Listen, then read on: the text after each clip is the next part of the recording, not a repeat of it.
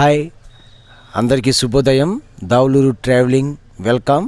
ఈరోజు మనం గుంటూరు జిల్లాలో దూలిపూడి గ్రామంలో శ్రీ రాజగోపాల స్వామి వారి దేవస్థానంలో ఉన్నాం. చూద్దాం రండి. గోపురం ద్వారం చాలా పెద్దది, తాళం వేశారు, తలుపు కూడా వేశారు. ఇక్కడ చూడండి మండపం చాలా బాగుంది. ఎత్తైన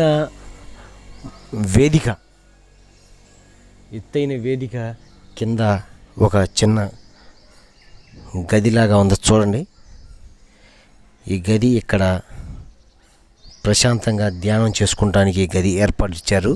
చూడండి, ఎత్తైన 2 ద్వారాలతో ఈ ఆలయం నిర్మించబడి ఉన్నది. అదిగో చూడండి, తూర్పు ద్వారము చాలా హైట్లో ఉంది ద్వారము. రెండవది ఉత్తర ద్వారము. ఈ ఉత్తర ద్వారము ముక్కోటి ఏకాదశి, వైకుంఠ ఏకాదశి పర్వదినాల రోజు ఈ ద్వారం తెరుస్తారు. ఈ ద్వారం నుంచి భక్తులు దర్శనం చేసుకుంటారు. ధ్వజస్తంభానికి దండం పెట్టుకుందాం. ముందు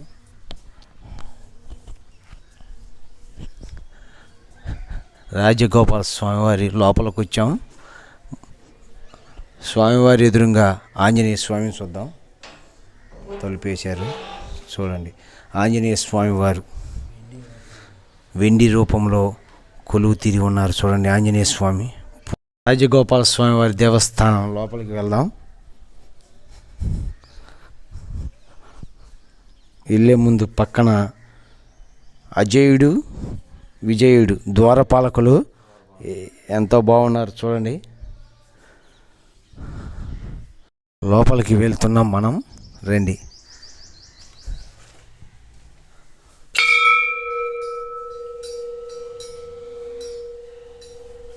శ్రీ రాజగోపాల స్వామి వారిని చూడండి.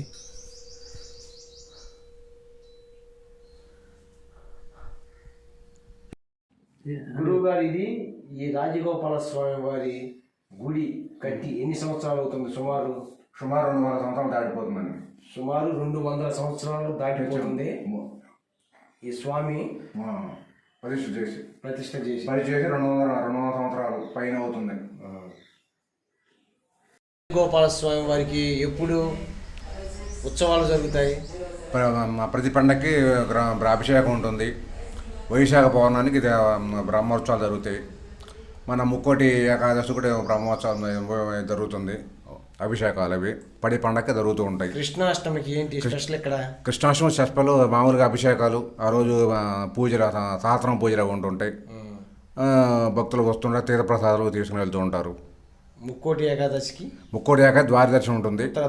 ఉత్తర ద్వార దర్శనం జరుగుతుంది. ఈ ఆలయం చాలా గొప్పది.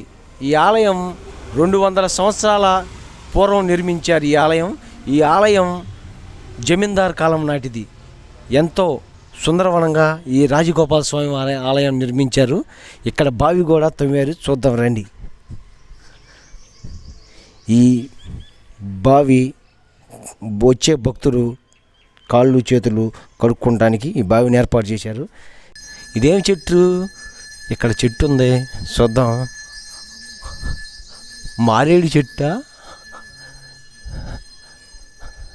మారేడు చెట్టులాగే ఉంది. ఇది మారేడు చెట్టు చూడండి, చాలా పెద్దది. కాయలు కూడా ఉన్నాయి. చూడండి, చాలా హైట్గా పెరిగింది. ఇది మామూలుగా శివాలయాల్లోనే కనిపిస్తుంది. కానీ మనకి ఇక్కడ రాజగోపాల స్వామి విష్ణాలయంలో కూడా మారేడు చెట్టు. ఈ స్వామివారికి ఇక్కడ పత్రికలతో అభిషేకం చేస్తారు. చూడండి.